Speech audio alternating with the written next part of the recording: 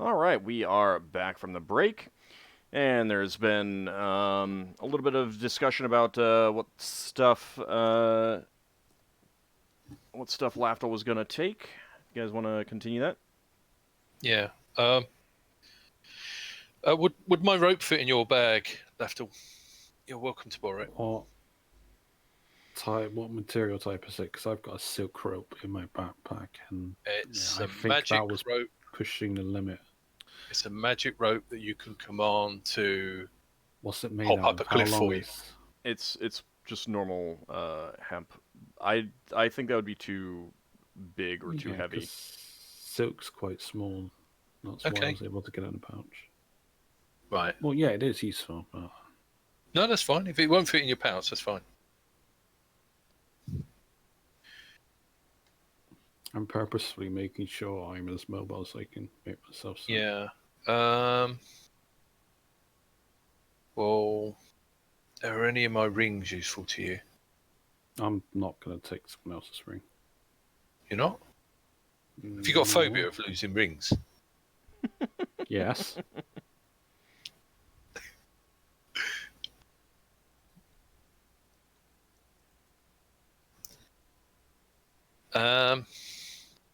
Well, I've got this magical dagger that Higimus gave me.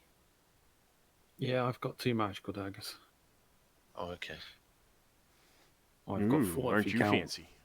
No, I got 6 if you count the continual lights and continual darknesses. I'll see your magical dagger and I'll raise you a second. Now, I thought you were going to say a magical belt, and I get really depressed. Do you want to borrow my bow? Because I haven't had a magical bow in ages. I'll never have that. Do you want to borrow my magical no, bow? because I would have to carry the bow on my back, and I'm not going to be in a position where I'm shooting people. I still love how the 2 short bows that you guys have. I expected to go to certain people, and they went to different people. Yeah, it happens. So that still amuses me. I'm and the magical short bow +2 that Higgins bought for Sinray kind of disappeared out of the ether. That didn't disappear out of the ether. She took it with her. Yeah. I'm just thinking figure out what happened to her at some point. You've got to cross the terrain, and if you're being pursued, is your magical bag going to be full up with your silk rope? What do you mean? No, it takes a pouch. My bag of holding does not work like a bag of holding. He has many small pouches. Yeah, 30 £10, a foot diameter. Does anyone else have a bag of holding they could lend you that my bow could go in? No, mine's fine. I don't need anything else. His goal is if trouble breaks out to run like hell. Yeah, I'm brooking it with invisibility. I'm incredibly difficult to track unless they've got a wizard or an arcane, spellcaster. Okay. Do you want my boots? If they got dogs, then that'd be. I got. Dog would you like my boots? I could have your boots to make footprints like animals for a while. They allow you to jump and spring and stuff. Yeah, no, the boots are useful actually, despite the fact that they're going to smell because Lafdul's feet doesn't smell. Hey, he's not saying that, but he's kind of like thinking that. You get a base movement rate of 12. Or even when you're encumbered, but you can jump and stuff, so.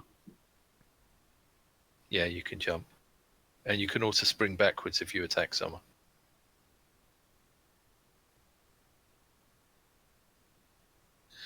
All right. Braxon will swap boots with Lafdul. Mm-hmm. Okay. And he'll give Lafdul's boots a sniff before he puts them on and wave his nose. They're going to smell of just boots, and I don't know. They are like a year old or something.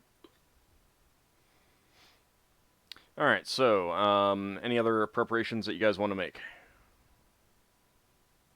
I just want to see what happens with Finnel'ar before I'm changing my spells up, aren't I? Yeah. Yeah, you guys need to do that.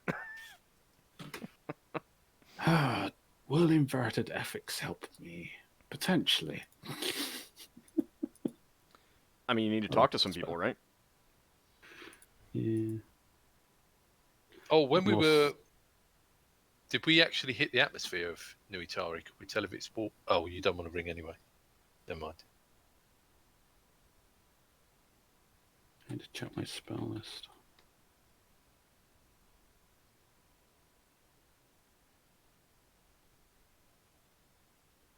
All right, so you guys ready to head to Nuetari? Yeah. I'm changing up my spells, but yeah. So, upon approaching Nuetari, well, do you want to? Are you taking the full ship from Lunatari, or are you just like is everyone piling into the flitter and heading to Nuetari? I'm gonna be subtle, so I assume we're doing the flitter. Yeah.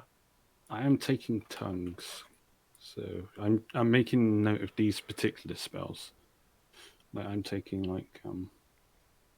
stuff like that because they speak Kryn. Kryn's a different language. Lafdul doesn't speak Krynish. Okay, so are you do you want Tsun Fayun to pilot it? The flitter? Unless Ockar wants to do it. Oh, to do the helm. Yeah. If Ockar were to do it, then we would not risk any other people except the party. No. And plus, the party would be staying on the ship with the flare. It would only be me going out anyway. Yeah, I think we should take some. We might have to if things go badly and we get chased out of here, we should have a really good spellcaster on the helm. So I say we take some. Out of curiosity, are you ever going to put us in a situation where tactical speed will come into relevance when we're leaving a planet? Maybe. He's not going to tell you that. If you're ever being pursued by someone, then yeah, tactical speed is going to because there isn't like a map for it or anything. That's why I'm wondering. It's going to be ad hoc, I guess. Well, no. What it is that like it takes 20 minutes.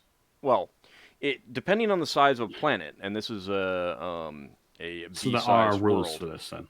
Well, no, it takes 2 turns to descend or ascend through the gravity plane of a planet. That is immaterial of a ship's rating. But if you're fleeing another ship, they're gonna be in combat with you during that period of time. The rules for this Lafdul. The rules for this Lafdul is we will have an SR. A ship chasing us will have an SR. If they have a smaller SR than us, we will eventually escape. Yeah. If they have a bigger SR than us, they will eventually catch up. So it takes 20 minutes to get out the atmosphere.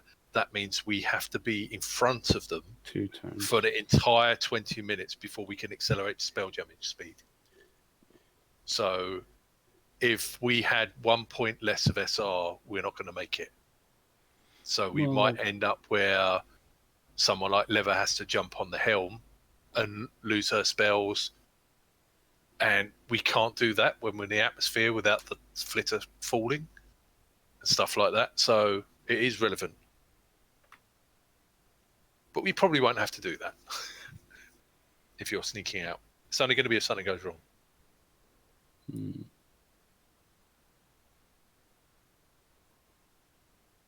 I mean, there's always a possibility. I'm not going to say, no, this is never going to happen, because that would be silly. No, I just wondered if it was mechanically possible, that was all.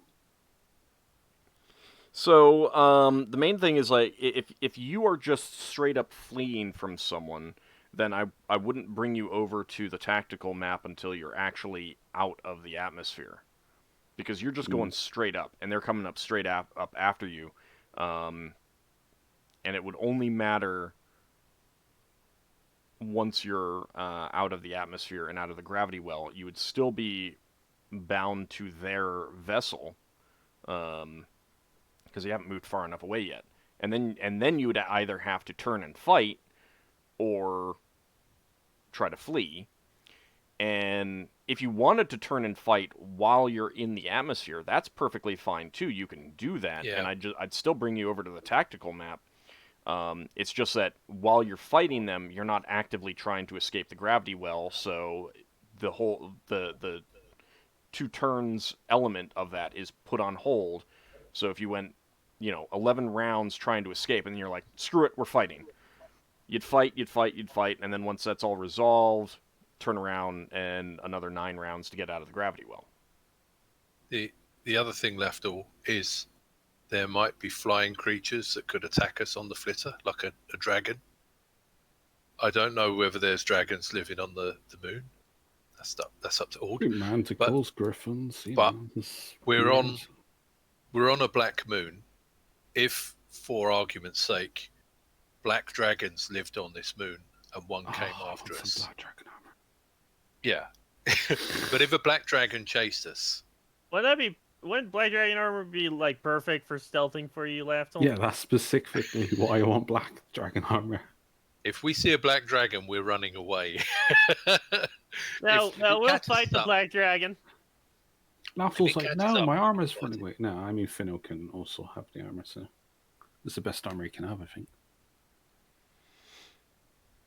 Well, I mean, he can use bracers too, so. Generally speaking, then. Bracers armor class mine. 0 is the best armor anyone can get. Generally speaking.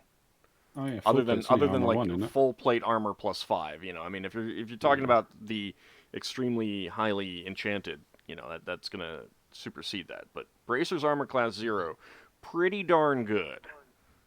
Anyway, all right. So you guys, do you, any more? You give us Any more? armor class 5? Any more preparation that you guys want to do before you leave Lunatari? Are you taking Sun Fayon as pilot, or do you want one of you guys to pilot the flitter? Let's take Sinfayon. Yeah, Yeah, I that's think fine. we should take some fun. Okay. Well, I was meant to cast Memory Read before we slept, but oh well. That's fine. Did you want to? Who were you going to memory read on? It was on Ockar to see if I could get a different memory, just to see if I could get images of who these people are. Of Ockar's friends where I was Right. childhood. Right. Okay. Yeah. Sorry, I forgot about that. Because we failed last time. It's just looking for a different memory, another attempt. Okay. So yeah, give me another saving throw, Ockar. Plus Okay. 3. Yeah, with a +3. Well, -3 penalty. Yeah, it's 3 harder to get your score. You need. So I want to get above it. You want to roll high. So this is a +3 on the roll then? No, so it's a -3 because you got a penalty. Yeah. Oh.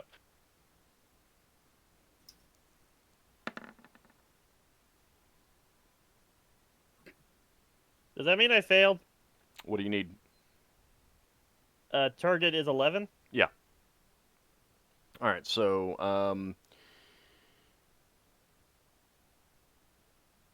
a success would mean that you.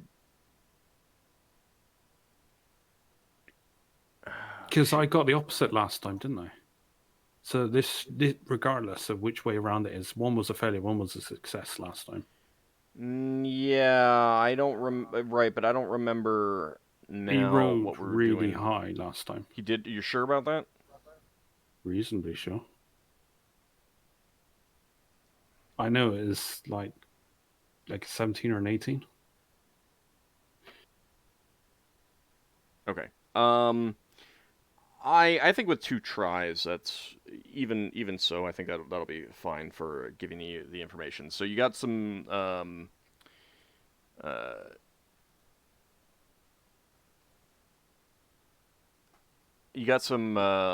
memories from Ockar shortly before his cousin and his cousin's friends left Brawl.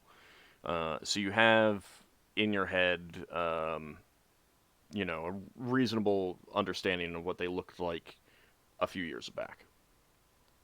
Mm. Oh, were they on Brow the same time we were? No.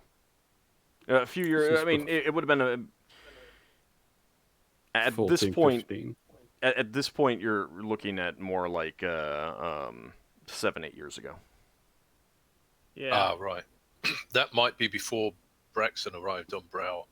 So I was Even looking if at it wasn't- pre-teen, not You- pre-teen, early teen.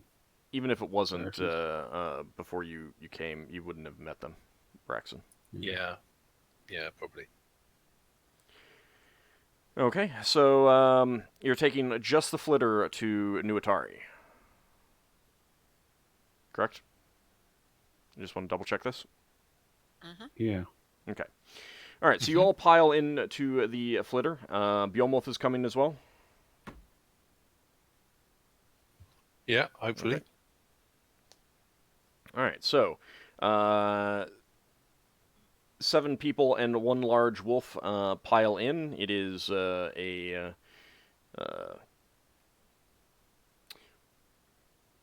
is a very close trip for the time, and you fly from Lunatari to Nuetari. Are you casting any spells along the way? Well, Lara was about to talk. Tell me when you think that the illusion should start.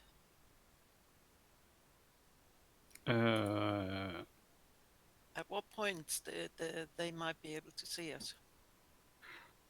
Well, I'm a bit confused because originally the burning wreck was that we were all going in town, so I'm not sure. I assumed we're just gonna go somewhere. Isn't this night now, and it should be dark? Never. We go on the furthest point and just fly along the inner atmosphere, I guess. Along the Can you ground. make the flitter look like a creature, like a black dragon? Are there black A man. dragons on this place? In this space? A black dragon would stick out like a sore thumb if there aren't any. Go for something like a manticore or something. Does A Lara know manticore would what stick to out do? like a sore thumb if there aren't any. Yeah, but less so than the dragon. It would still stick out like a sore thumb if there aren't any. Alright. A manticore is also a Couldn't lot Lara just- smaller than your flitter. Couldn't Hey. Lara just make a black and whatever the color is? Black cloud. Yeah, the daytime. Is it nighttime at the moment? You're going to the night side of Nuetari, yes. So That's- she could just quotes paint unquote the bottom of the flitter in black. Mm-hmm. Yeah. An I suppose opaque you could shield. put. Yeah, you can make it, and not just the underside. You can make the top side black as well if you just want to make the whole thing black. Yeah. Well, she wants to have it adapt to the outside temperature, not the outside light. So if it's a bit lighter still than dark, then black, she'd like to have it adapt to the color of the clouds, if there are any clouds around. What few clouds you've seen on Nuetari are also very, very dark. So she's gonna make it all dark.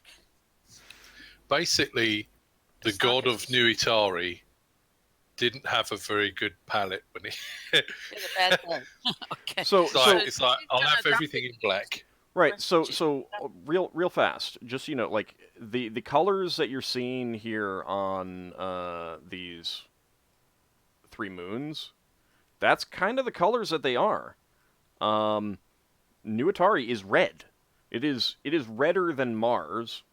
Mars is kind of a a sandy red kind of thing. It's it's a kind of a pale red. This is more of a crimson.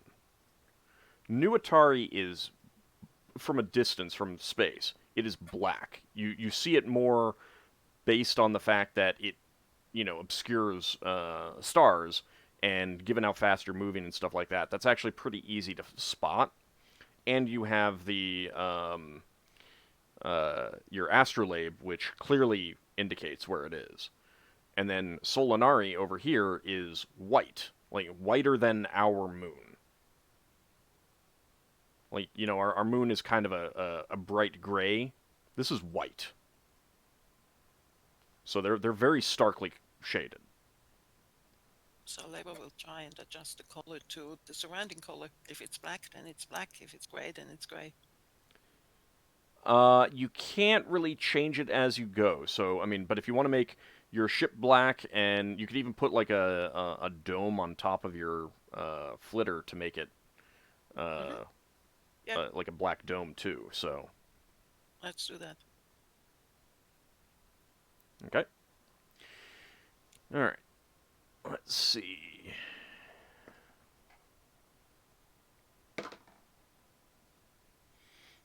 Okay. The spell works. You are concentrating on it as you go. I assume you're doing that like as you're leaving Nuetari, just to be on the safe side. Mm-hmm. Okay. She can interrupt once. I There's more than one of them. there was. I've only just remembered. Yep.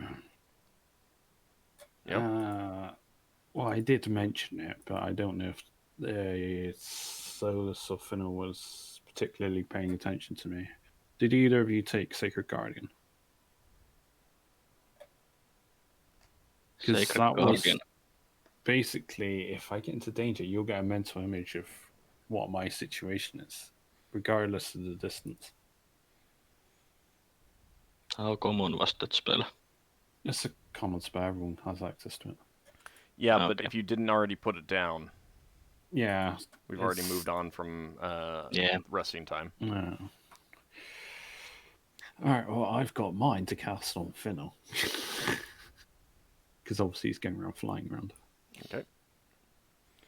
As if he wants a spell cast on him. He's got to kiss some dried petal roses. The spell to work, and it lasts like a day a level. So technically, this will extend past this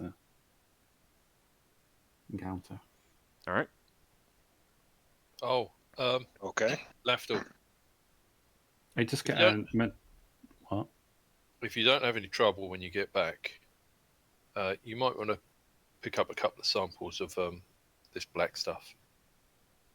You guys like researching all these weird things. You might be able to do something with it. Kryn's Might be just at the weird base. in general. There's giant plants. There's planets that are entirely black. It's just weird to me. Yeah, you might be able to make a potion or something out of it. I suppose. But it's more important for you to get back. I shall maybe remember to grab a handful of black dirt.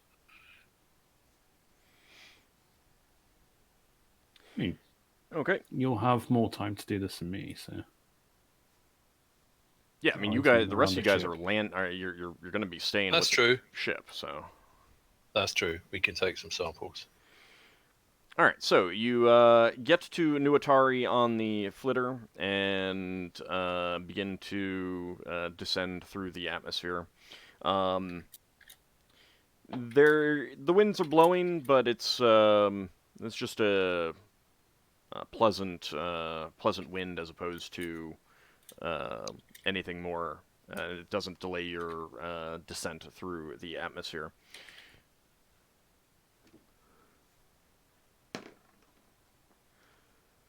There are not many clouds, and what clouds you can see are just black. So you really would not be able to tell which ones are storm clouds and which ones are just normal clouds on Can this Braxon world. see anything with his spyglass? Yeah, as you're descending, more of the land features come into relief. There's starlight, so it is nighttime, and this is all, very dark, but you can see the outlines of the mountains and everything like that, and the atmosphere of the planet, which is clean and breathable. You don't notice anything untoward about the atmosphere as you enter it. Right. Yeah. Braxon whispers to everyone, try defocusing your eyes and see if anything is traveling the wrong way through the air. Like, you can see the way the clouds are going.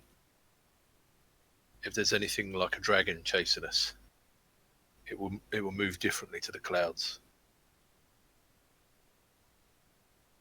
Wouldn't the person who sits on the helm see something like that? Notice something like that? Maybe, but it is also nighttime, so.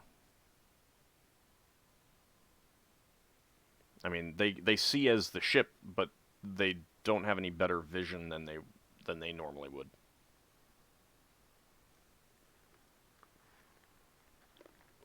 Well, Braxton's going to be looking around everywhere anyway.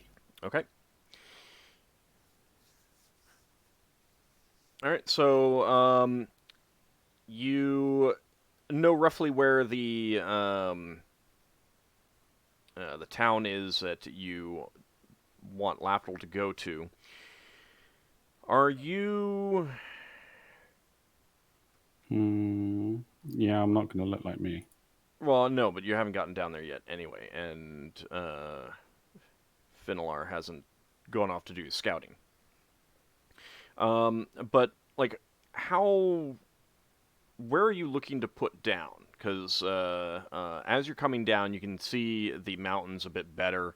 You can now see the gorge that you would have to fly into to get to the town itself. It's not particularly narrow. It could easily accommodate multiple ships coming and going. But it's fairly steep-sided cliffs, and you're not going near that, so you can't actually see the town itself. Okay, I'm assuming that ships that come in and out are going to be flying over that valley. So we don't want to be somewhere where we're immediately visible to other ships coming into land. Although we could go nearby to drop off Lafdul and then fly further away. Right, but remember, Finn is going in first. Yeah. So we could also land further away and have Finn find us a good spot to drop off Lafdul. Yeah, because like not drop off, because if you drop off someone and then go somewhere else, how are they going to find you? Yeah. Okay. All right. Well, I think what I'm saying is, I think we can land slightly further away and have Finn check us out a possible landing spot, see if it's safe. How far can Finn travel in a reasonable amount of time? Quite far, actually. Yeah, it really depends on the creature form that he takes. I guess it's Or up to even Finn, just then. as myself. Or that. I guess it's up to Finn then. How close would Finn like us to bring in? Oh, let's be reasonably far enough away that we won't be discovered. Right. Is there anywhere outside the valley that looks like a good hiding spot? Anything like a cave or anything, or an overhang? You'd have to get in real close to see any caves or obvious overhangs. But this is rough terrain. There's tons of other little valleys and dips and rises. Well, that sounds good. Another valley. Okay. Do you kind of want to like position yourself so that you're, like, so let's say you've got let me get onto the ruler. So Well, let's say, I'm thinking, hold on. Yeah, sorry. Right. Let's say that Kryn is the town. Yeah. And the valley is like right here. Okay. No, I didn't see where you clicked. Sorry. I've got the ruler. Do you see my ruler? No. Nope.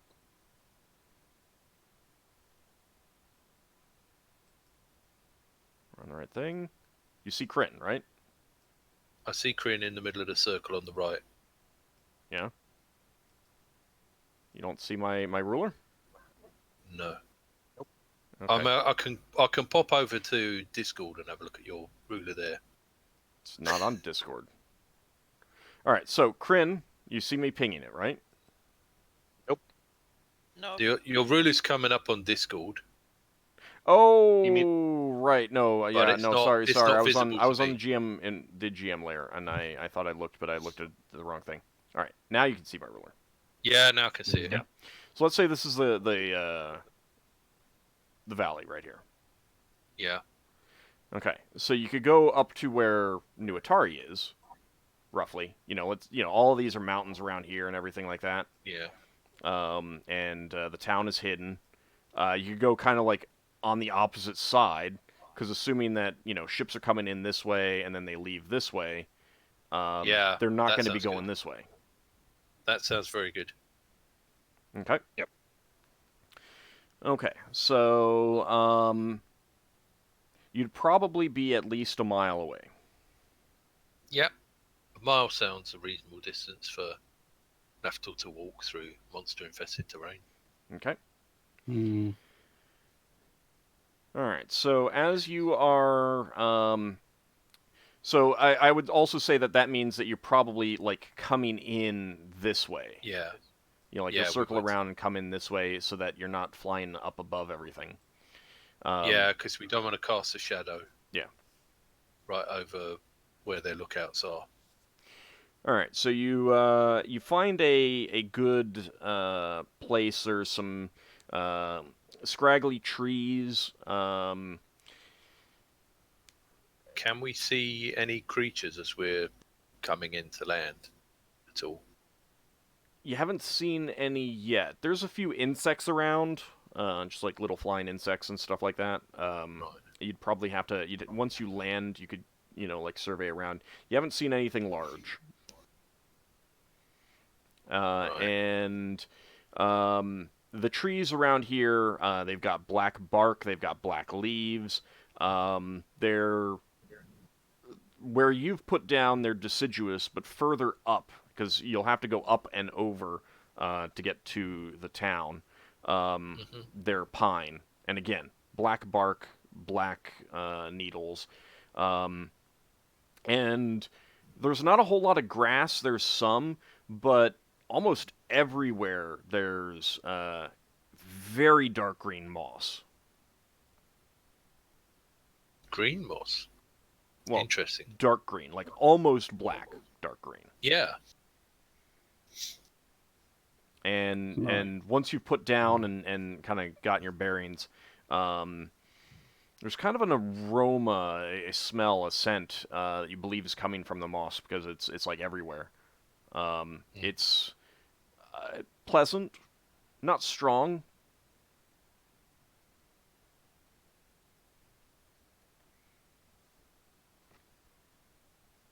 But you can start to decide what you want to do around your landing site now. Now, first thing that Finn's going to do is scout around probably about a half-mile circle around our landing site just to make sure there's nothing immediately going to cause a problem. All right, You're half gonna mile would cover- actually take a lot of time. Because, again, you're in very rough, rocky terrain, broken terrain. It'd be a lot of climbing up and down to get over stuff. You can do easily 100 yards. All right, we'll do that. Okay. And Finn can don't forget that I move at 1/3 faster rate by myself as well. Right. But you're still, like, slowed considerably because of the rocky terrain. It's like difficult terrain, you like also 6. check how well the ship can be seen? How well the flitter can be seen? If you leave it black, you think it would be pretty hard to see. And you're in a pretty good spot, so again, someone would have to fly above you to see it. But if we took away the illusion, would it be immediately obvious? It would be more obvious, but you've chosen a decent spot. And with the terrain, like, you really can't see more than less than half the time that Finn is scouting around can you actually see him from where you are.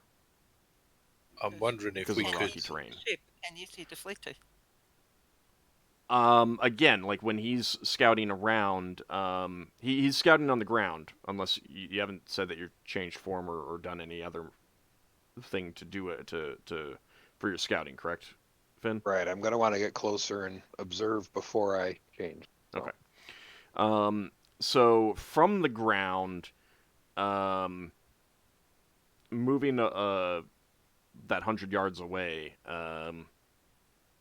and beyond that, would pretty quickly obscure the craft from the ground.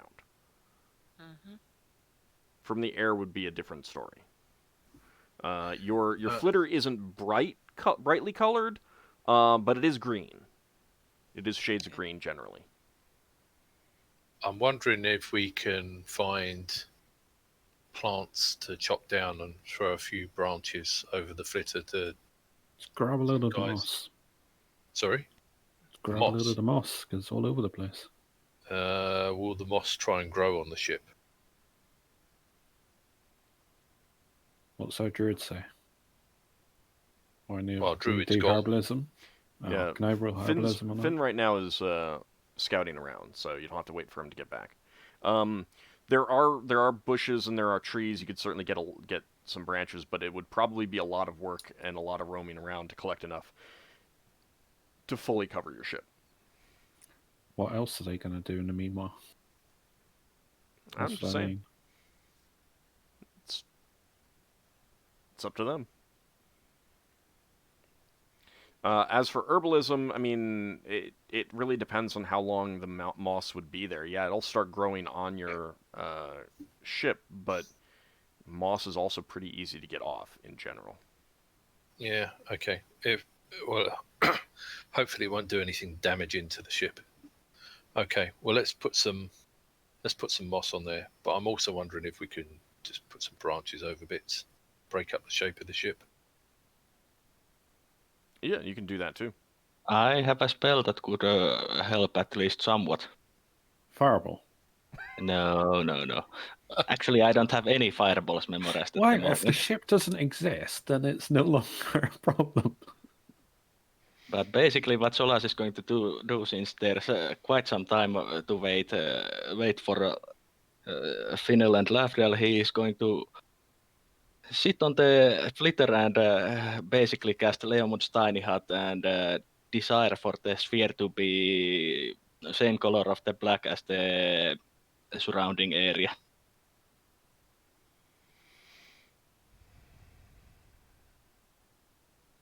Okay. So it's 15 feet radius sphere, and basically it's opaque and the color I want it to be. Oh, right. I didn't know you could do this. Let me go see if what the flitter's wingspan is. Give me a second. And Count. Solas is going to be sitting on the flitter and reading a book on the light he has inside the sphere. Can we go in and out of this hut? Yeah, only I have to stay inside as long as the spell lasts. And you can leave, pass does it? through. If you leave, it ends the spell. Yeah, if I leave, it ends the spell. Okay. And you can pass through the sphere as you want. Hang on. What happens when the spell ends? The sphere just disappears. Are you sure? And the crystal bead that I have as material for the spell breaks. Isn't there one of those spells that destroys anything that's still inside? No, since if I were to stand on the ground, half of the sphere would be inside the ground.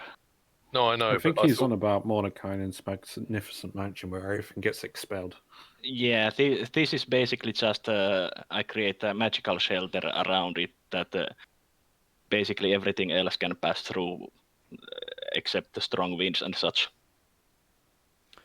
All right. All right, and there's a door for the rest of us to get in and out? No, you just walk through the sphere. It's just a sphere. It's just a big sphere of force. Yeah, it's And It's will it basically- Will it stop anyone from our group coming in? It doesn't stop. They can up to 7 other man-sized creatures can pass freely through the field without harming it. In and out. So And you the designate them. one problem with that is in Beowulf. Beowulf has to lay on the ground outside. I mean, it's just a direwolf on the ground, I suppose. That's no.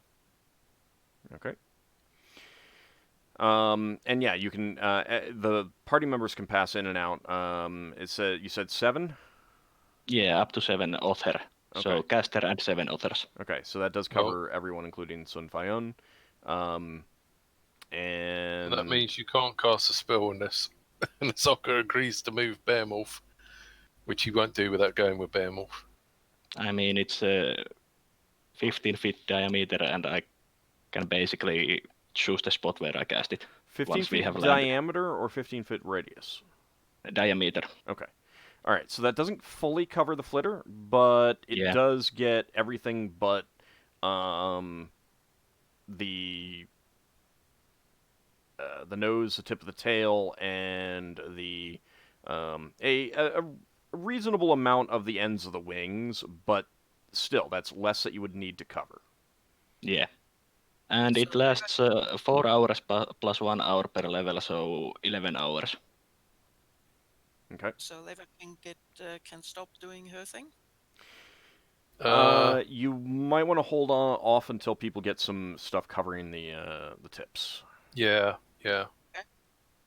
Braxon will, in any case, try to camouflage the rest of the flitter, just in case something stops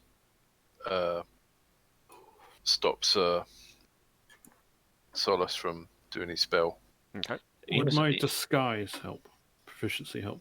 No, your disguise proficiency is only for people.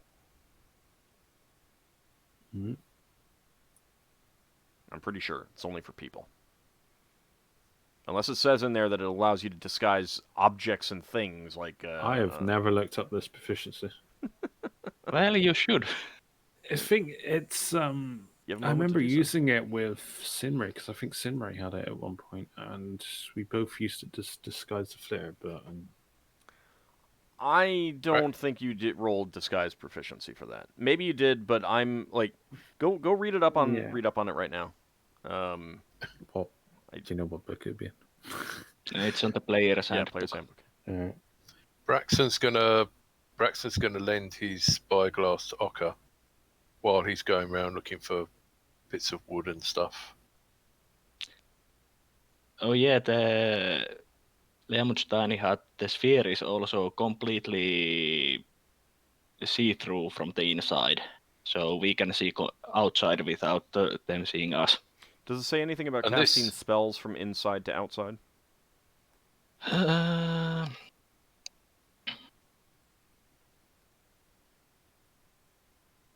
And this sphere definitely won't... It says that missiles, weapons, and most spell effects can pass through the hut without affecting it.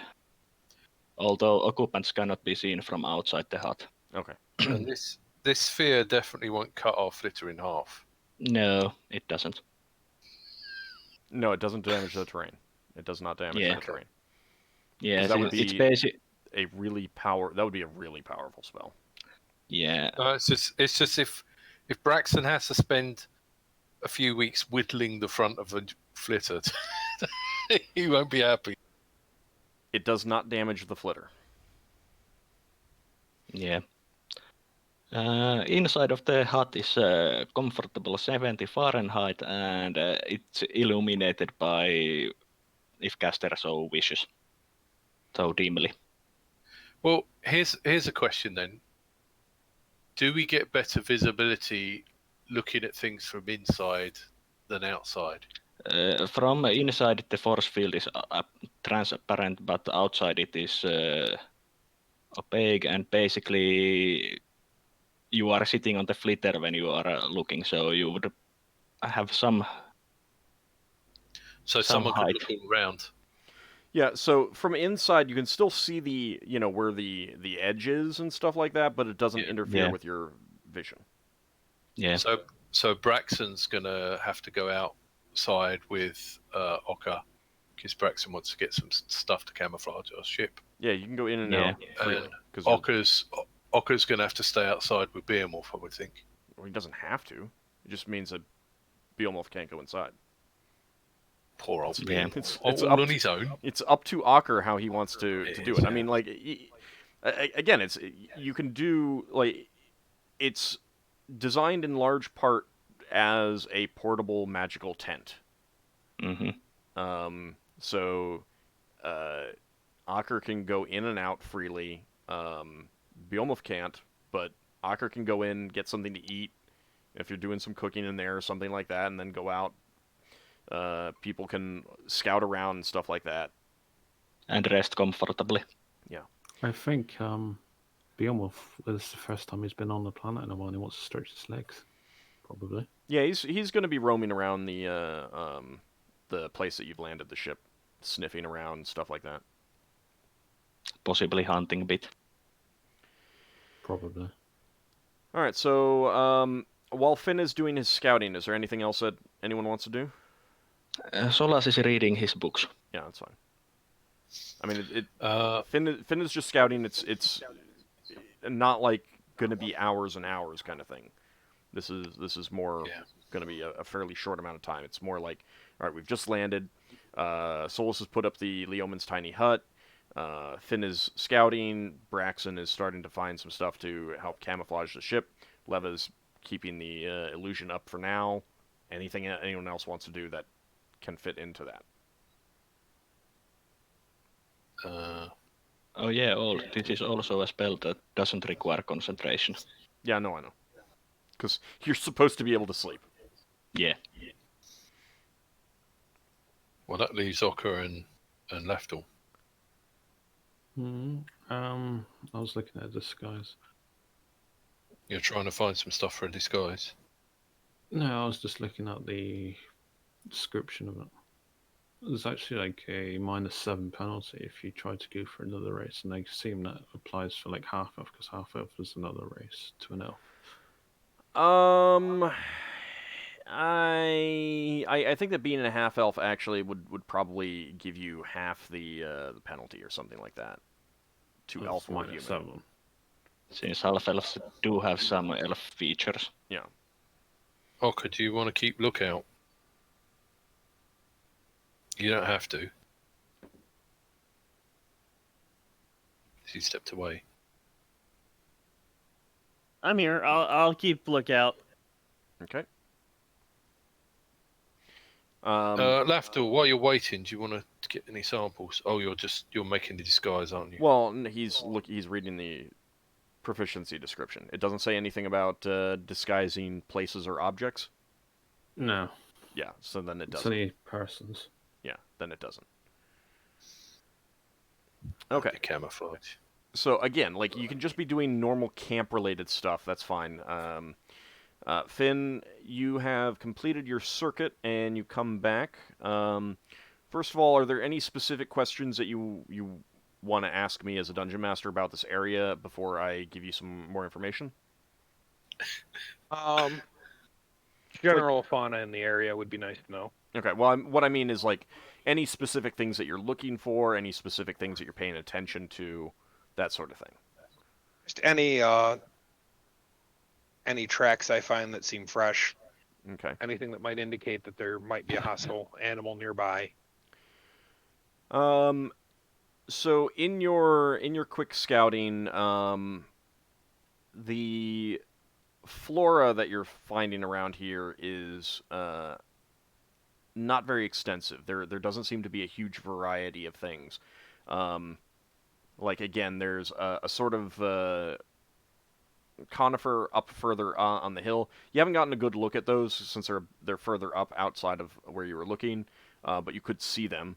And around here, there's like 2 types of deciduous trees. Only 2, and they're nut bearing rather than fruit bearing trees. You've probably gathered a few of the nuts, but haven't sampled them or anything like that yet. One of them is kind of oak-like, and the other is probably kind of walnut-like. You know, that would be the closest analogs that you can think of. With, you know, something like an acorn and something like a walnut as the nuts and seeds that they have. A few patches of grass, a few patches of bushes, nothing that has like berries that seems like they would be particularly edible. really the predominant plant life is this moss. It's everywhere you're seeing, which is going to make some spots slippery for moving around. So you'll be aware of that, and you can keep that in mind and let everyone else know. On flat terrain, that's not a problem. It's going to be more on if you're climbing or if you're running or something like that. That may come in to play. Animal life. You've seen some small critter things, most of which seem kind of mixture of predator type things, like you would say that the things lowest on the food chain are omnivores, so they eat animal and they eat plant. There doesn't seem to be a whole lot of just herbivore stuff around here.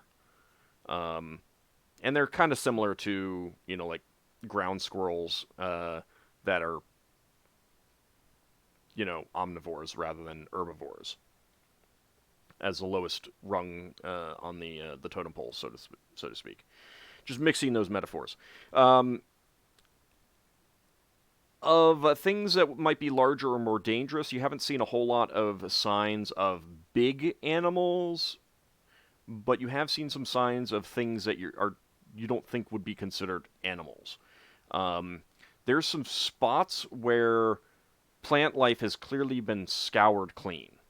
Like, even the moss is just beginning to grow back, and it's actually been scoured completely clean. And there's some round footprints that you've seen. All that's pretty old. You'd say days or weeks old. Nothing real recent.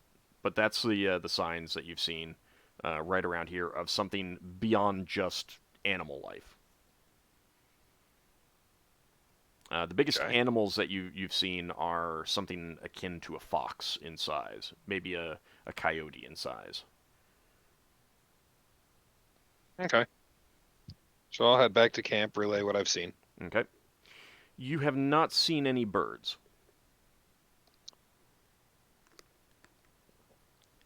How about lizards?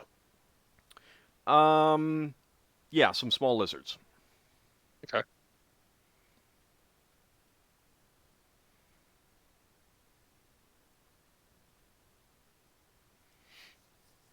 So how do you guys want to proceed now?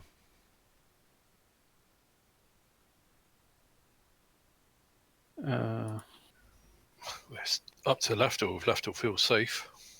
Well, wasn't Finn going to no, he actually was- scout to the town and then come back? Yeah. Yeah. Yeah. Okay.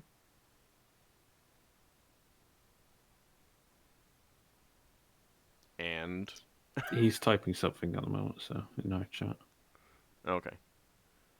Yeah, be careful in case they've got spells or lookouts protecting the entrance.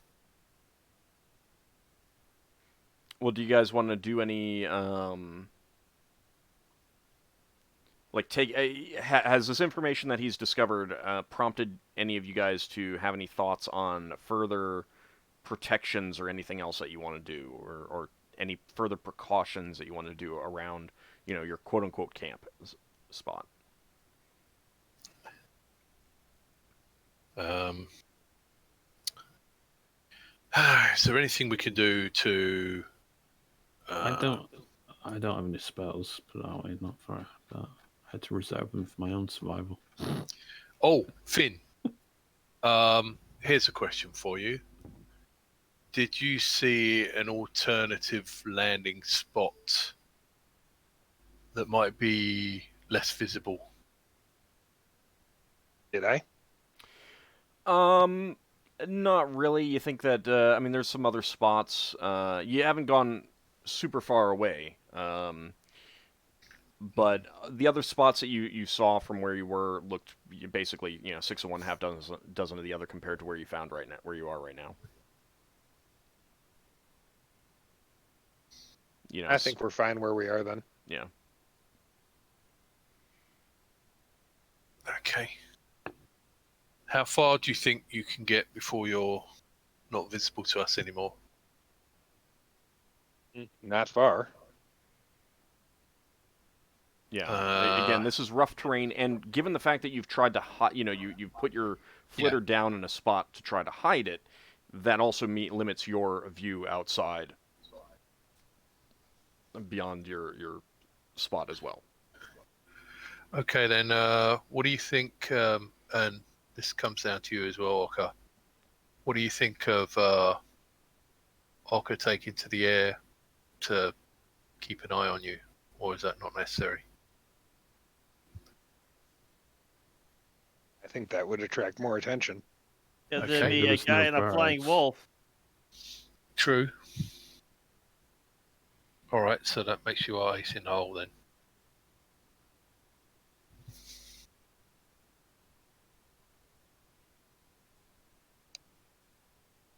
How have I got a really vague idea of how long it would take me to travel to this approximate destination? We're talking like an hour, 2 hours? Definitely at least a couple of hours. It's pretty Yeah. rocky, rough terrain.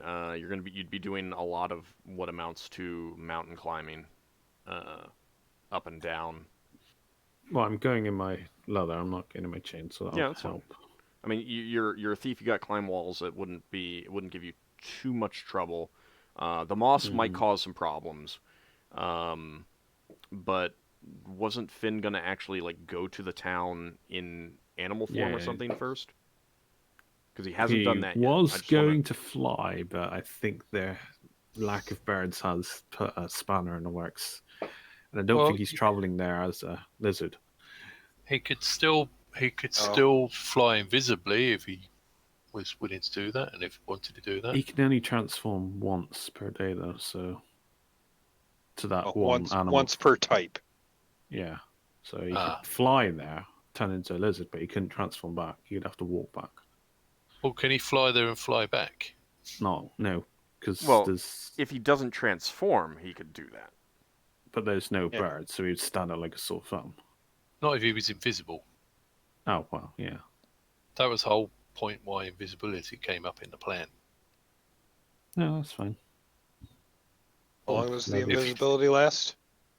24 hours. 24 hours. Oh, okay. Or until it's broken. Yeah. And the potion we have can swallow about 10 minutes. Well, 10 to half an hour. No, it's half an hour. Depends on how much you drink.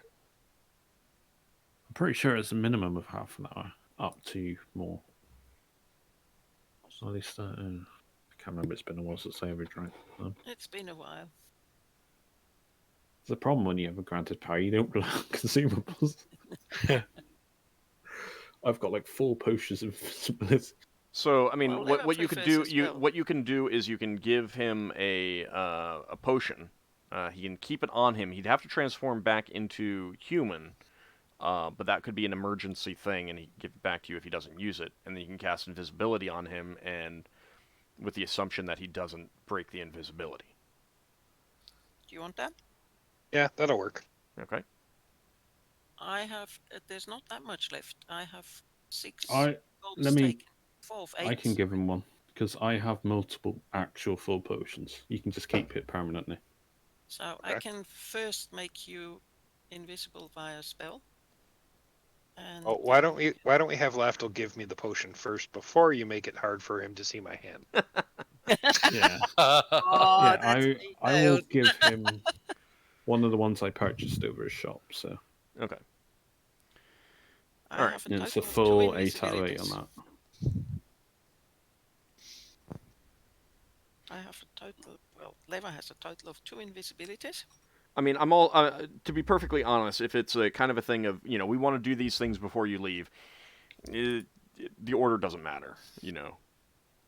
I think that it's fine for the characters to understand the proper order more than the players. So, all right. Yeah. So, Finn, you've got a full invisibility potion. You can write that down. And let's see. Okay. Leva, you cast invisibility on him, so that will work. Is there? Wait a minute. Yeah. I first I have to stop the gas aid. Oh, the spectral The force. illusion. Yeah, the spectral force. Okay. I do have a second one if necessary. I think Braxon has done enough to hopefully disguise the ship now. Okay. Braxton's going to try and disguise it inside that sphere as well, just in case the sphere gets dispelled. This is where he's got their disguise, shipwright disguise proficiency. He's Yeah. only just... Before Leva gives those two guys the invisibility or makes those two guys invisible, do you want both Me? to be No. invisible? Wait. I don't want to be invisible. Two Okay, people? but, Who else were you casting invisibility on? I was casting it on Finn. Yeah, just for... Right, you said 2 people. Yeah, I thought it was Lafdul, but he just said no. No, I... Lafdul's not going yet. Okay. Nor So I'm would I casting it take on- the so invisibility. I'm only casting it on Finn. Yeah. But Yeah, for right now, I'm just scouting the way there and the general area. See if we can get Lafdul in safely or not. Yeah, and probably you want to hold off on making Lafdul invisible anyway, just in case it doesn't have to go. All right, Leva, you're saying? It's 20. It's do you want to go for scouting? Do you just want to use the potion? The potion should be for an emergency because that doesn't last as long as Yeah. the spell. All right. Yeah. First, I look at Finn back and forth, and I think, do I know you well enough that I can cast you ascending if necessary? Yes, you know everyone in the party well enough. I'm Even the teasing him. helmsman, I'm I'd assume. teasing him. Okay. Leva sorry. is teasing him. And then she casts invisibility on him. Okay. Okay. Finn, did you want to change form, or were you gonna make your way on foot first, or what? I think I'll change form and fly there. Okay. It'll be a little quicker. What type of? I'm going to use my hawk form. Okay. All right. Let's see. Anything else that you're gonna do? Any particular way that you want to make your way there? You can... Maybe I'll arc around a little bit to, say, the west on the way there and a little bit to the east on the way back just to see more terrain. Okay. Okay. So while Finn is off scouting, what's the rest of the party going to be doing? I'm reading my books. Okay. Braxon will be... Go on. Sourcing my money, because I'm only carrying, like... I'm carrying about 465 steel. But I'm splitting that half into a money pouch, half of it in my bag of... pouch of accessories. So Okay. like 200 and 200. If in a small chance I get pickpocketed, I only lose half my money. All right. Anyone else doing any other precautions? Braxon, you're continuing to disguise the ship? Yeah, for as long as that takes. Braxon, if he gets any spare time, will be looking for bits of wood so he can check what the wood's like. Okay. I'm checking my travel rations as well. We may just have discovered the perfect wood for making ships out of. What? Dark. It's great when you really... go into a nice, bright, marble-like planet. That's true, but this is really... It could be black marble, actually. Really jet black wood that that might be really hard to spot from space. I mean, you haven't painted your ship black. You can just paint your ship black if you want that too. I could. On the other hand, there's a lot of people out there who will assume a black ship is a pirate ship. Yeah.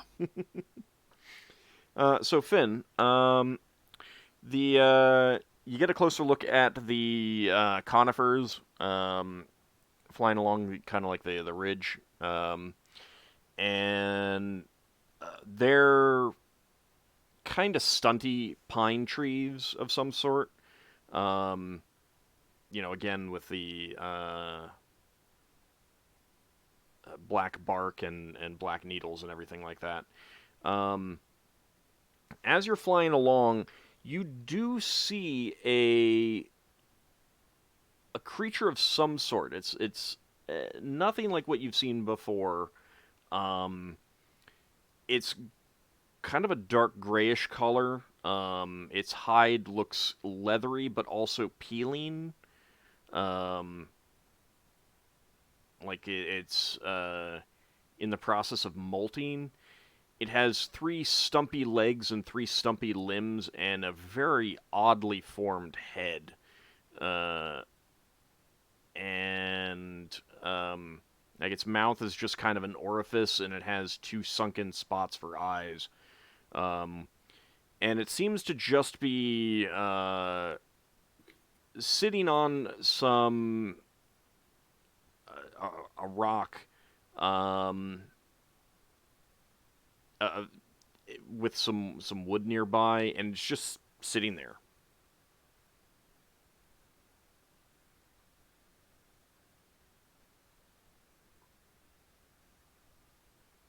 And you're seeing this from the air, so you're just making note of it.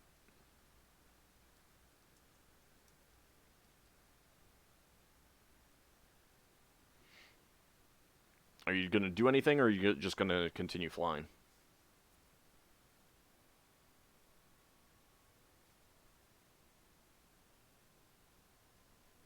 Finn?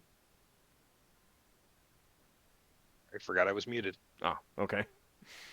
I'll probably take a quick look at it, quick circle around it, just at a distance, just to see what else I can see about it. Okay. So kind of like fly down a little bit lower, and not like within inches or anything like that, but just Right. 40 feet or something like that. Fly over it. Just get a closer look, see what I can see if I can figure out what it's doing. Okay. You can see that it seems to be moving very slowly along this rock. You thought it was sitting before, but it's actually moving slowly. And the rock behind it is completely absent of moss, whereas the rock in front of it is covered in moss.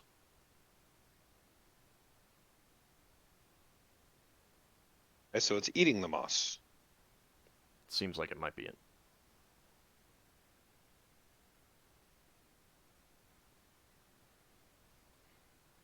It doesn't seem to notice your presence. Okay. Well, move along then. Okay. All right, so you continue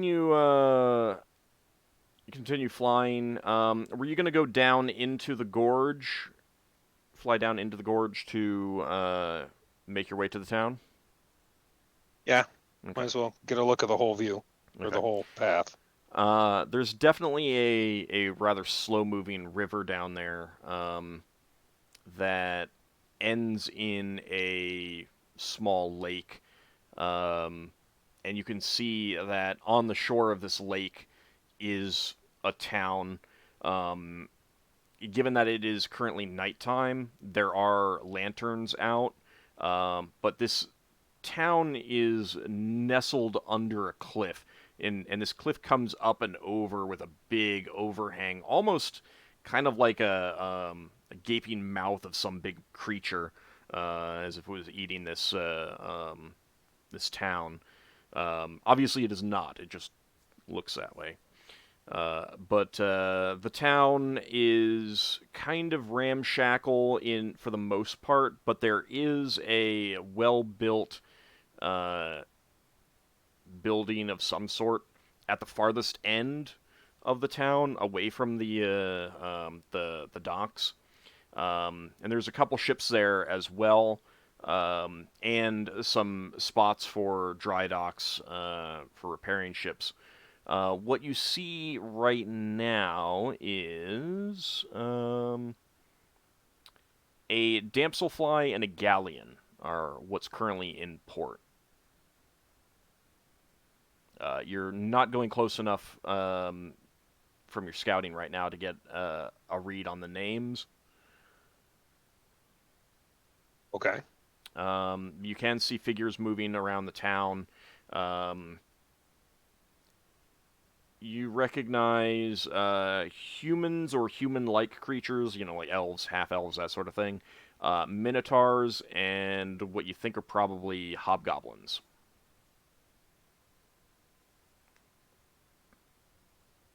And can I find a path that Lafdul could slip in? Yeah, so you start winging around. Lafdul could definitely skirt the edge of the lake and then go up and over the mountain back to your camp. As in reverse, i.e., go up and over the mountain and down to the lake shore and skirt along that to get into town.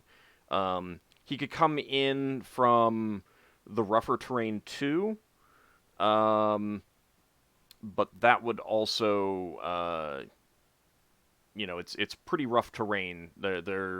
This lake is very much in a almost like a box canyon, and the lake is fed by a small waterfall.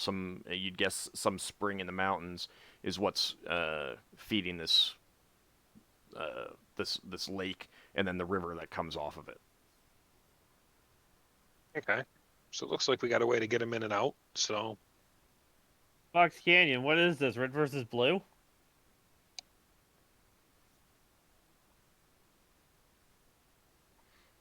all right, I'll start my route back then. Okay. All right. The other side of the gorge and mountains, pretty much the same stuff as the side that you flew in on, but you don't see any creatures out there.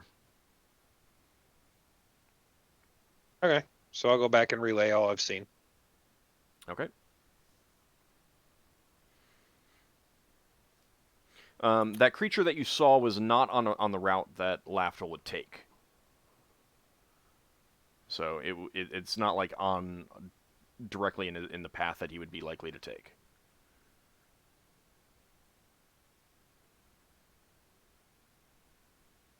Okay. So I'll stay invisible, but tell everyone what I saw. All right. Anyone have any questions for him? Things that I would then answer, kind of thing. Have you got any recommendations on adjustments to Lafdul's route in and out?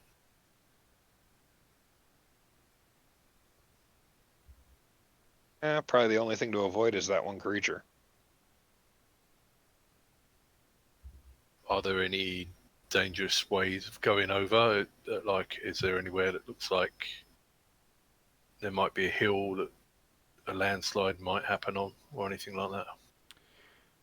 No, he didn't see anything like that. There are some cliffs. Lafdul would definitely have to climb down some cliffs. Nothing real high. Just like 20 feet. And it's more like skirting along some narrow edges and stuff like that to get up and down some spots. And being a thief, he'd be using his climb wall skill and stuff like that. So, how about the town you mentioned, Finn? Does it look like there's enough people there that Lafdul could pass himself off as someone that's already there without them going, "Where the hell did you come from?" So, Finn, you would estimate that town was somewhere around 100 or 150 individuals, not including like the crews from those two ships. Like, given the number of buildings and stuff like that, you would estimate that the town has a normal population of 100 to 150.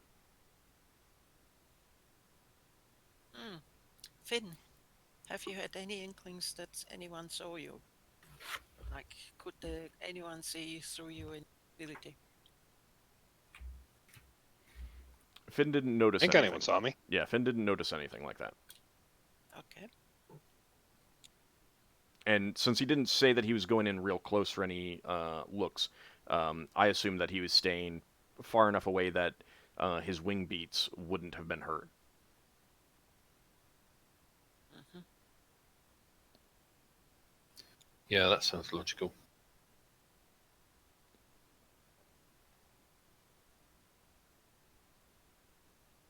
Yep. All right. Any other questions? Any other things that you want to think about or ask me about? What did Finn say about the creature? I mean, what can we discern from it? Have any of us recognized it at all? From that description, I mean, you can draw some conclusions of your own from that.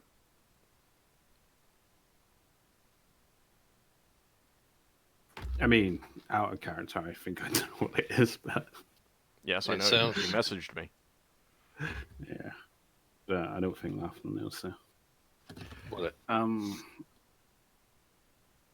Because,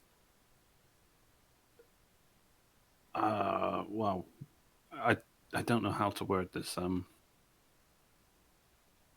Would it be if I said X creature is not from our plane of existence normally? Would that be?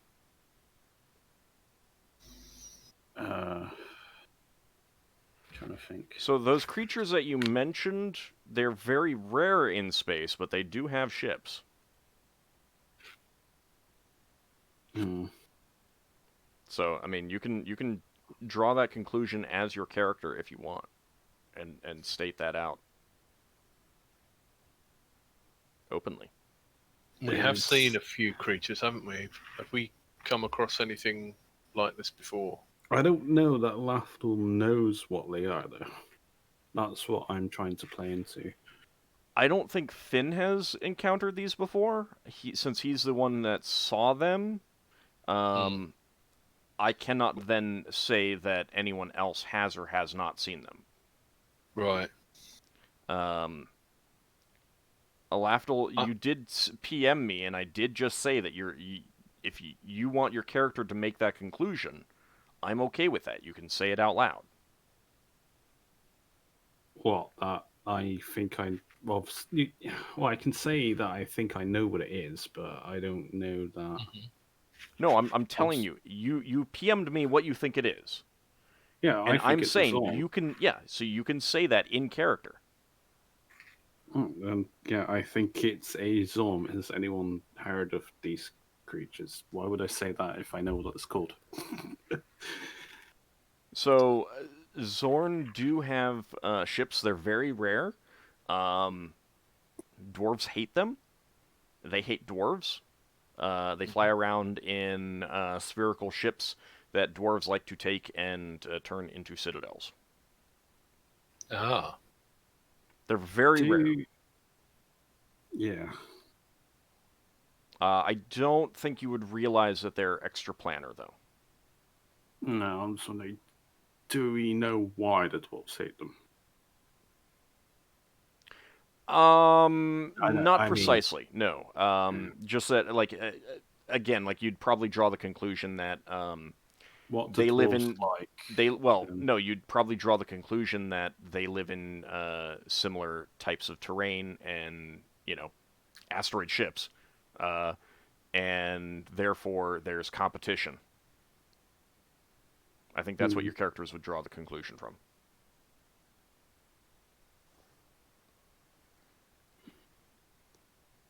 Maybe there's more, maybe not, but that's the conclusion that I think your characters would draw.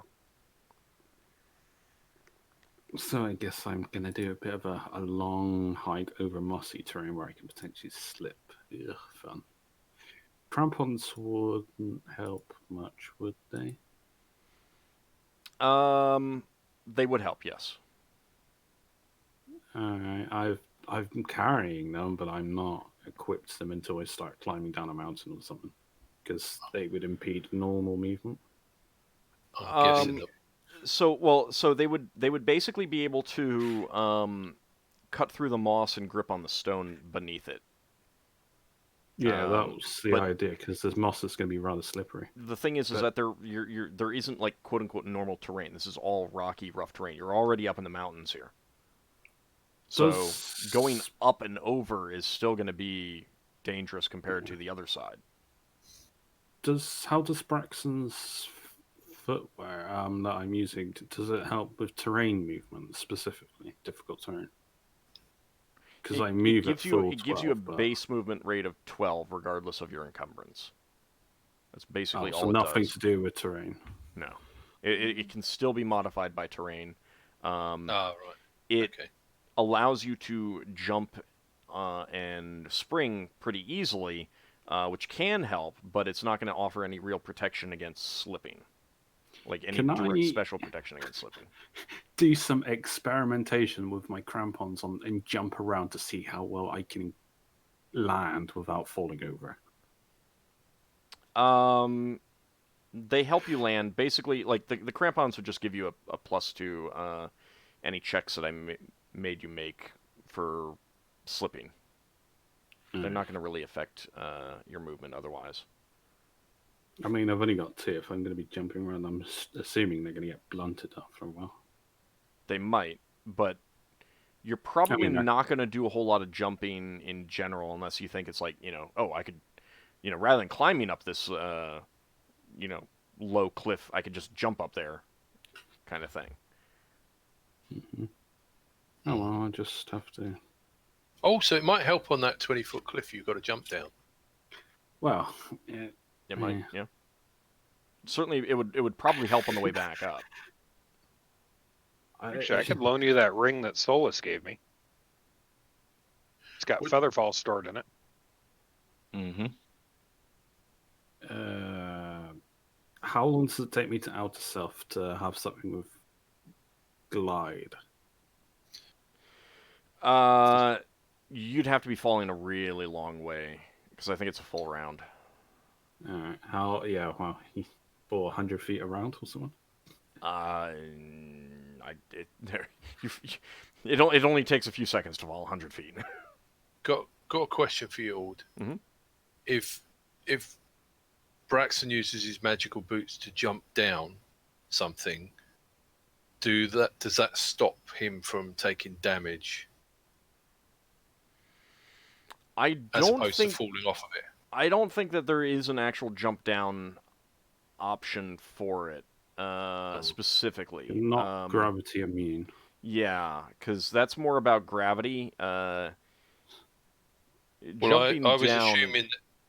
assuming that if you could jump, when you land, you don't break your ankles. Well, no, it's not going to really protect you against that. If you would break your ankle, then you'd probably still break your ankle. I might give you some special thing, help or something like that. And it's where that would be more useful is if like you have to jump across a gap and the other gap is 20 feet, or 10 feet lower. Yeah, I would allow that to work because it's more about how far forward you're going than down. But jumping down 20 feet, no. I mean, you're still probably looking... I would probably take off the first 10 feet of the fall. Oh, it says in the blurb, vertical springs of 15 feet. So from what you're saying, he can go up 15 foot and then back down again. Yeah, hurting himself. But that doesn't mean he could drop 15 foot. Right. Well, he could jump down 15 feet, and if he jumped down more than that, I would say that the first 15 feet would be deducted from the damage. So if it was down 20 feet, then you'd only take 1d6 damage rather than 2d6 damage. He might overload my boots and break them. I doubt it. How mountainous was the terrain that I had to climb? There was like a portion that I would definitely have to climb down with. Yeah, it's pretty mountainous. There's going to be a lot of not not a whole lot of This like is like sheer... a full-on hiking expedition for Paul. It's a full-on hiking expedition. It's not like, and there's going to be some climbing. There's not a whole lot of, like you can easily get there without going past, without dealing with like 50-foot cliffs. How long was the travel time, vaguely, approximate? How long does it take for him to fly? It didn't take Finn very long to fly, but for you to get over there, you're probably looking at least 3 hours. Because I'm just thinking, if I get caught out in this situation, I don't have any of my camping gear with me, but I very, very much doubt that I'll be in such a situation, one would hope. Well, You don't see a whole lot of clouds right now, so it's unlikely that you're going to get rained on. how about this, Lafdul? Mm-hmm. Do you have a spell that would turn you into a mouse? And then Finn could fly you over there. Oh yeah, I can just make myself smaller. Hold you in his beak, and then drop you on the floor. I could reduce myself, but I may need. Except I've already changed back. Oh, Leva was looking into reducing him, but that doesn't last for long enough. see, Finn should have gone as parrot. He could have come back and said, "I've got some stuff to report." Ah.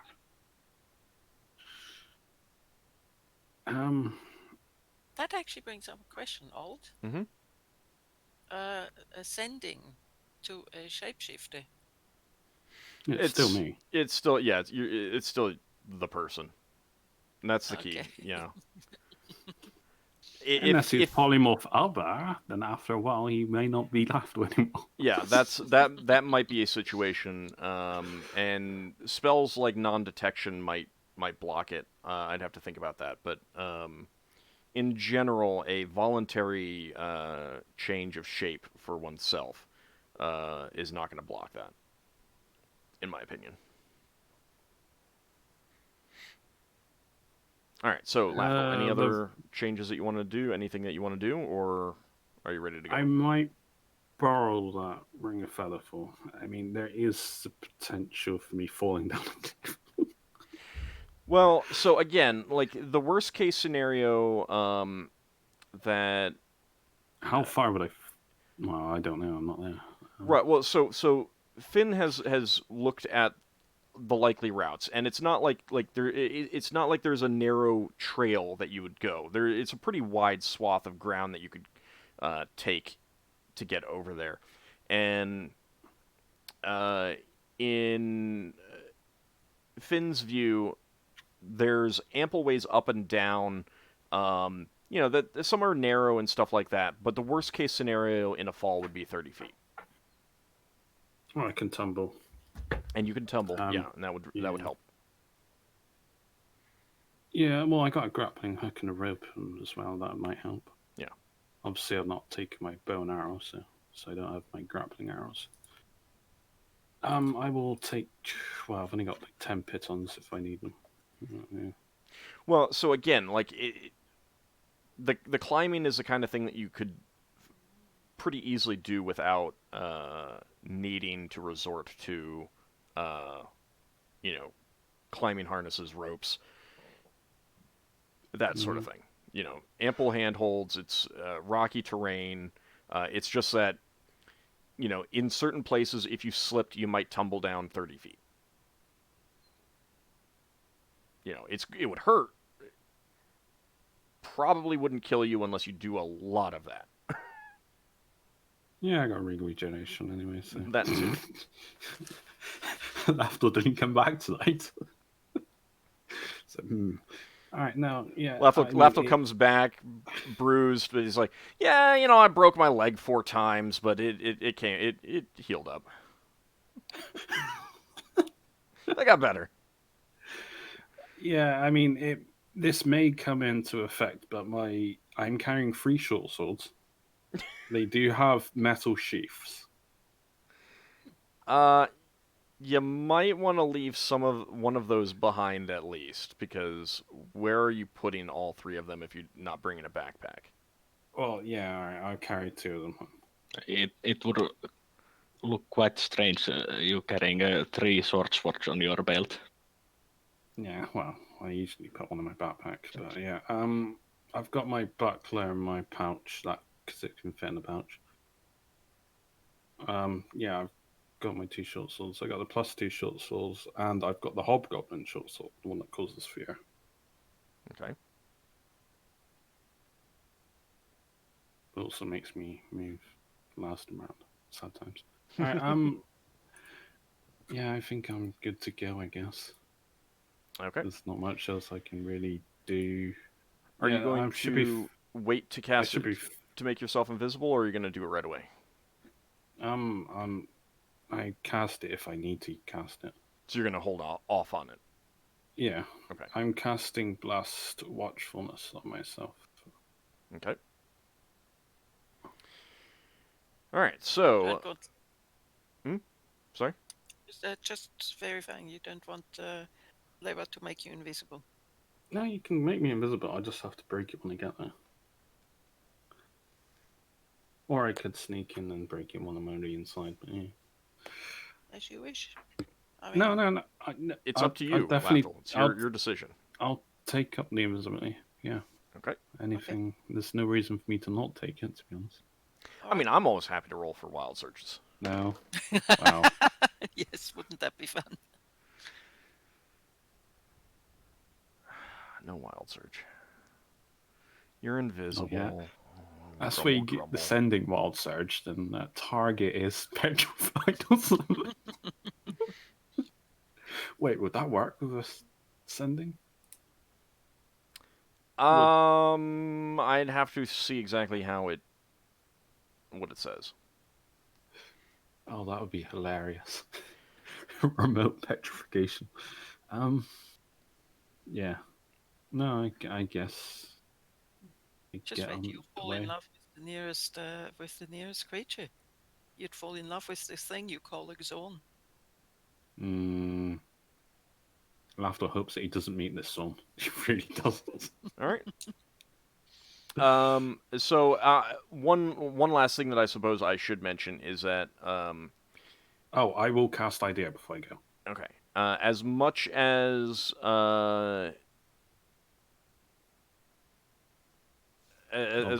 Finn has, saw, he would be able to tell you that there are a lot of, being that he was flying around this at night and stuff like that, and it's very rough, rocky terrain. There's a lot of places that things could have hidden that he wouldn't have seen along that way. No, I got infravision anyway. I assume I'd be using my infravision when I travel. But just as a fair warning, it does mean that, there could be caves along the way, little cliffs that he didn't see anything under, stuff like that. So, there may be stuff that happens to you along the way that he wouldn't have been able to tell you about. May. Now, I will say that one thing that I'm glad about is that you were right at the end of the session. This is going to give me time to generate some random encounter charts for next time, because I didn't do that. I was not expecting you guys to go overland on nuetari. I was expecting to come across a zone. So. I mean, I know some of the stuff that's here. I just didn't have a random encounter chart or, a map set up for it or anything like that. So I started working on that in case that you guys got a little bit faster here. But Lafdul versus all the things in nuetari. I'm happy that I'm actually happy that we're at the end of the session for this. I put a map of the surface of nuetari in the Discord for you all. Yeah. Yeah. I will forego casting my idea until next session, but I will be casting it at the start of the next session. No, you can cast it now. And we still have a few minutes. So, what idea reveals to you is that any equipment that I should bring.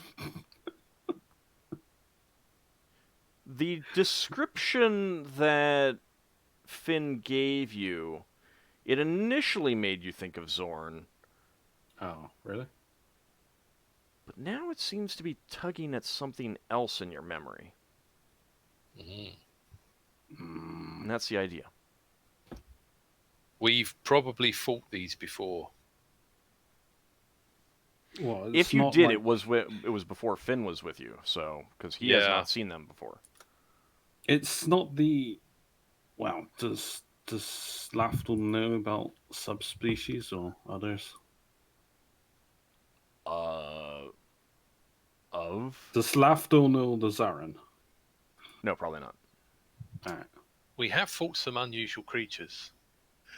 I don't think they're Artuks.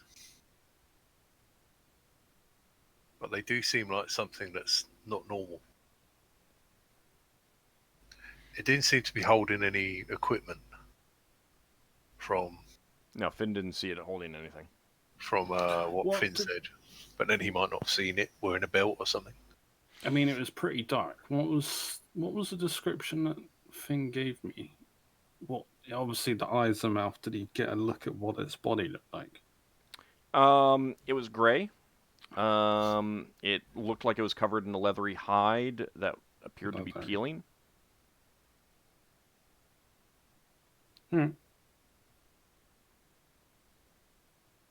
I bet they're not normally that dark. Well, that's the. Maybe not. terrain. Either way, I get to make a random encounter chart to see if Lafdul encounters anything while he's away, and to see if the party encounters anything while they're waiting for him. Yeah, Fun times. you might do. Mm-hmm. I'm looking Wait. forward to that. I need a wood random encounter table for Braxon. Oh You yeah, that was encounter something I wood. was gonna ask Ockar if he could. Well, it's not Oh. necessarily like that. It's like Ockar, do you think that dark wood would make anything useful for a shield or anything like that? I mean, it's dark. Is it not like fire want- resistant or something? I don't know. It's just something you could muse over. while I you're can think around. about it. So, basically, the wood is just dark oak and dark walnut is the equivalent, and the stuff further up like dark pine. As far Is as it Finn just can colored tell, differently? as far as Finn can tell, it has the same properties as normal Would- stuff. Would that be don't. any good for Braxon making himself a custom composite bow? Can he do a composite bow? His bow of fletchery. You need, like, No, you need like horns and horn. stuff. You need to get some glue. And I mean, you could certainly use oak, walnut, and pine in that, but I think yew is better for it yeah, anyway. you or elm. Yeah. Yeah, I'm basically thinking this could make a black bow that was invisible. But it wouldn't Wouldn't be stretch. invisible. It would bend very well. No, I mean, You might be like, able to do a crossbow. you could get like if you cut down one of these trees and took the log with you, you wouldn't be able to put Yeah. it on the flitter. True. But True. if you got a log, you could collect the appropriate wood from inside of it, and use that with other material. But then, again, you still need to get the glue, you still need to get the horn, you still need to get whatever else it takes to make a composite bow out of it. Maybe black arrows. See, like, I personally don't actually know what the best woods are for those. No, me neither. Me neither. And one of the things Birch. about one of the things about composite bows is that they're Black Arrow. What is that supposed to be like? The one that took out Smaug in The Hobbit? that's called an arrow slain. So the one of the advantages of composite bows is that you can make them. I mean, they do tend to be stronger than self bows, but one of the advantages is that to make a self bow, you need to have the appropriate type of wood. You can't just make a self bow out of any type of wood, as I understand it. Whereas with a Yeah. composite bow, you can make that using wood from a wider variety of plants. Yeah. So And bones. Yeah. yeah, so I just don't know enough. If you wanna if you want to spend this week looking that up, I don't have a problem with that. Okay. But chances are you would just be making a standard composite bow. Now, yeah. I'm not expecting to get anything special. Yeah. It's just a flavor thing that Right. Braxon's on quest to find the best piece of wood in the universe. Right, but like if you want it to be all black, then you'd still need to be finding some black horn, and you'd have to Yeah. use black glue and stuff like that. That said, using Bowyer Fletcher, you can make bows designed to be used at certain strength points.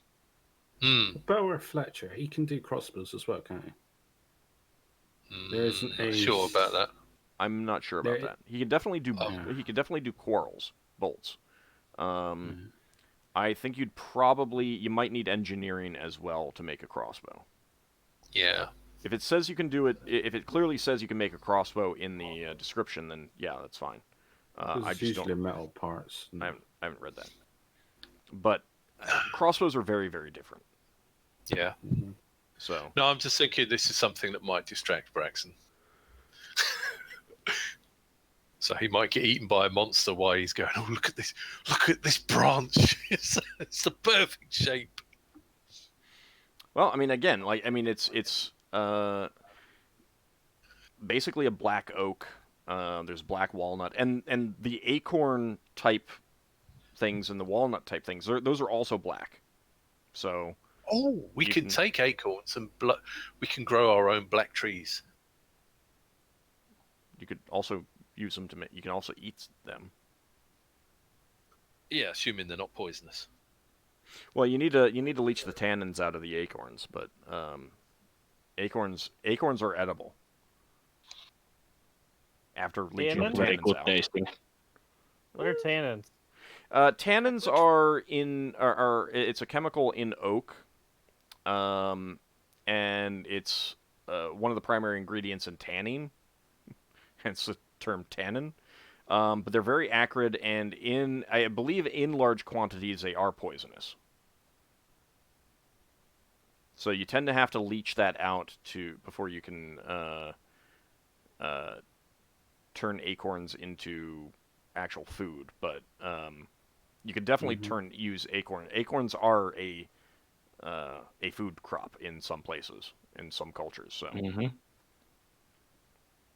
it's up to you. Anyway, so Lafdul, is there anything else that you want to do before you set off? I'm just looking at my equipment. Not really. Okay. I'm not always asking. I'm not always asking. I'm not always asking because I'm thinking of something. It's oftentimes just I want to make sure that you feel you're prepared. I've eaten before I left, obviously. Oh, yeah. Solas wishes Lafdul best of luck by saying break a leg. Yeah, funny. The scholarly mage could do with a bit of exercise. Thanks, Question Solas. to Finn. Hope you go blind. Yeah, Question well, to Finn. Lafdul was smart. You said that. Question to Finn. Finn, how long would it? Do you think it will take you to get there? To get where? Well, Finn already flew there and back. Yes, but flying is not the same as walking.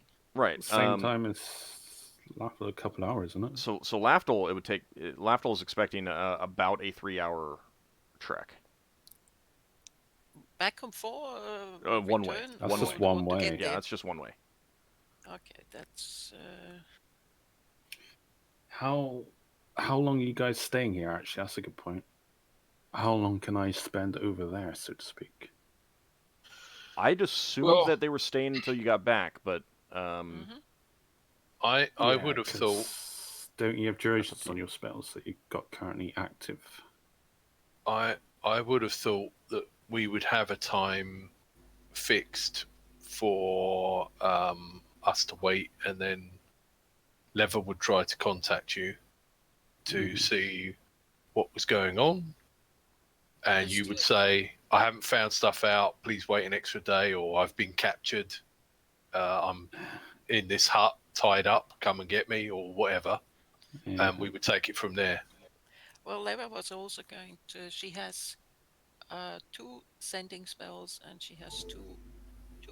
Just a second. I think it might be just one. Anyway, she has at least one detect scrying, but she doesn't want to cast that one too early. She wants to cast that one once Lafdul can tell us that he's had some contact. Because if people don't know that we're there, there's no point in casting the spell. No. Unless So they get interrogated, I would never. Descending would be I try and she try and cast descending once we're fairly certain that they actually arrived. So, well, here's a suggestion. Like, you want to give him time to do stuff. Exactly. So ascending right after he gets there would the only advantage of that is, like, letting you know that he's arrived there safely, which is Yeah. something to consider. That's nice. That's up to you. Mhm.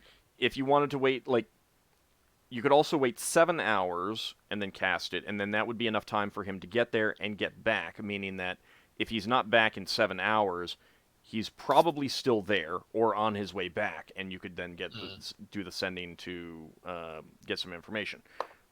Those are just that's just some suggestions that I'm putting out there. It's up to you guys. You can discuss that. We can take a moment to discuss that before we end the session here. Yeah. Well, Leva would like to cast one sending a bit earlier than after 7 hours. Like if it takes about 3 hours to get there, let's say about 4-5 hours maybe. Yeah. And then Lafdul could quickly return a message saying, yeah, I'm fine or I'm not so fine.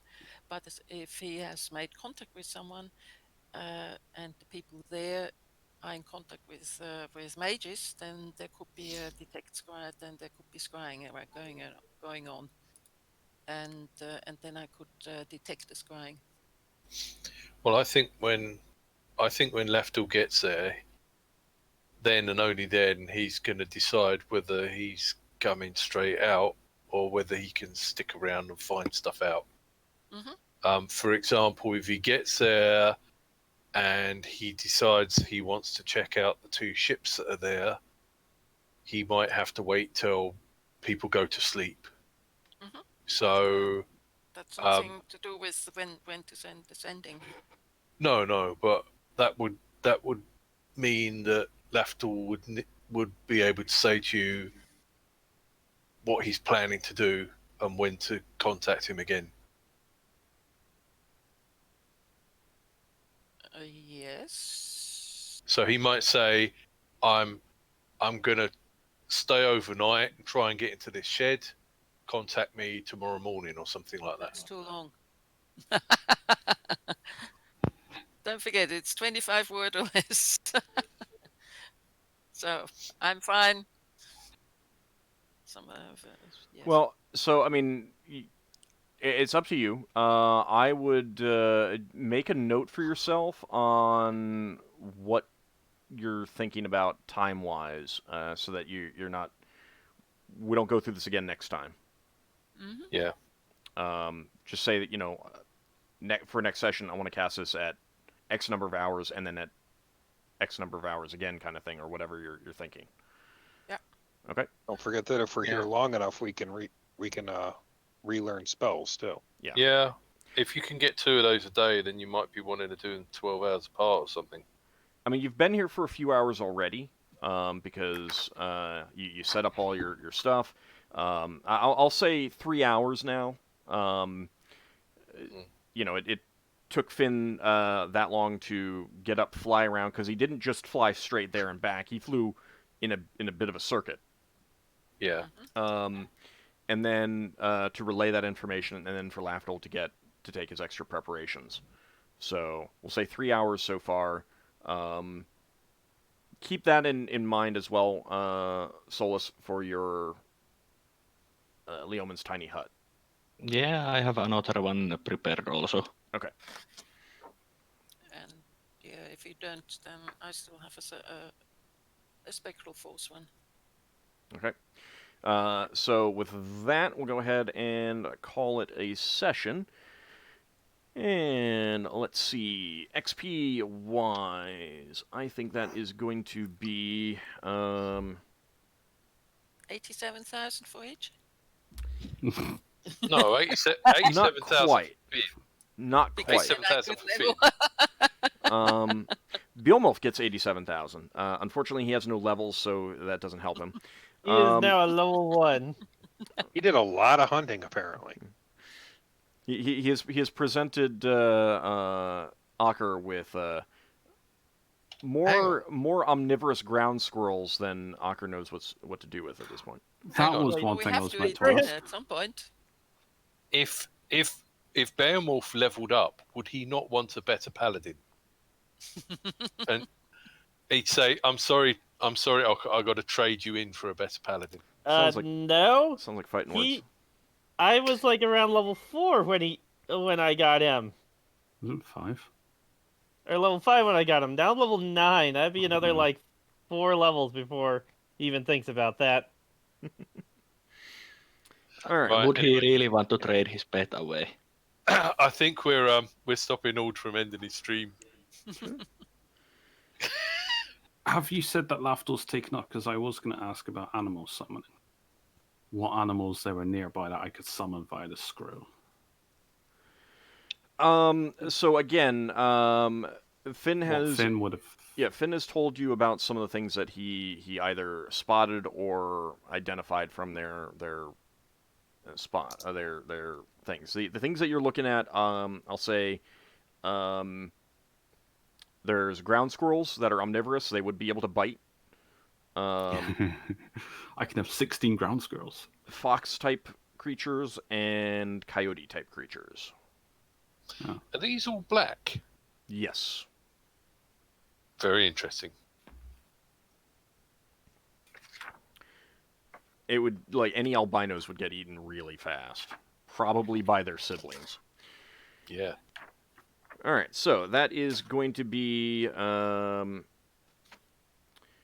let's see, 400 experience for Braxon and Ockar, 500 experience for Solas, 600 for Lafdul and Leva, and 800 for Finn.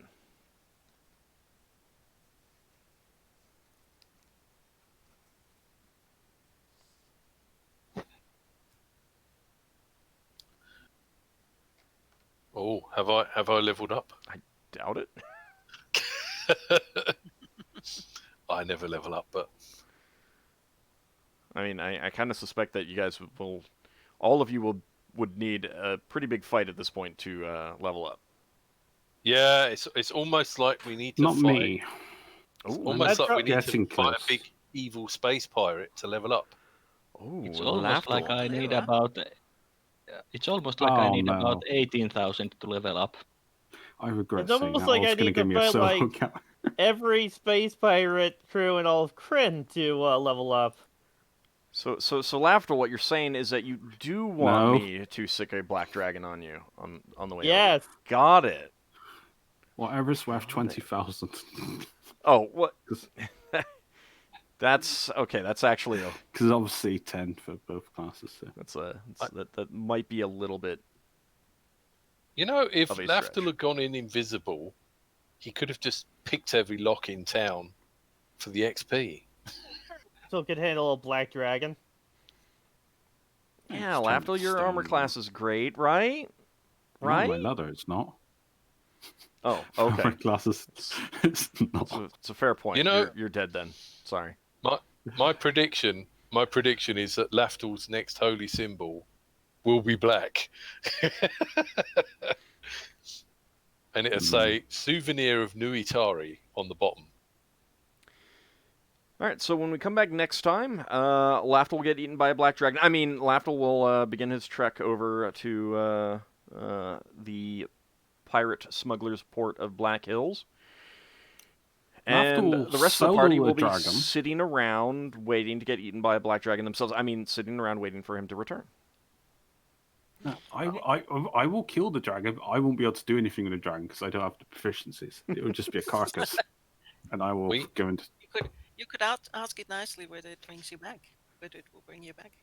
I speak with Dad, ask it where its hold is. We can have amazing adventures with all these black trees and black squirrels, finding Solas, out whether see they might be sentient or something. Solas is having a great time reading in his comfy Leomund's tiny hut. Guess we Imagine, find a bookworm.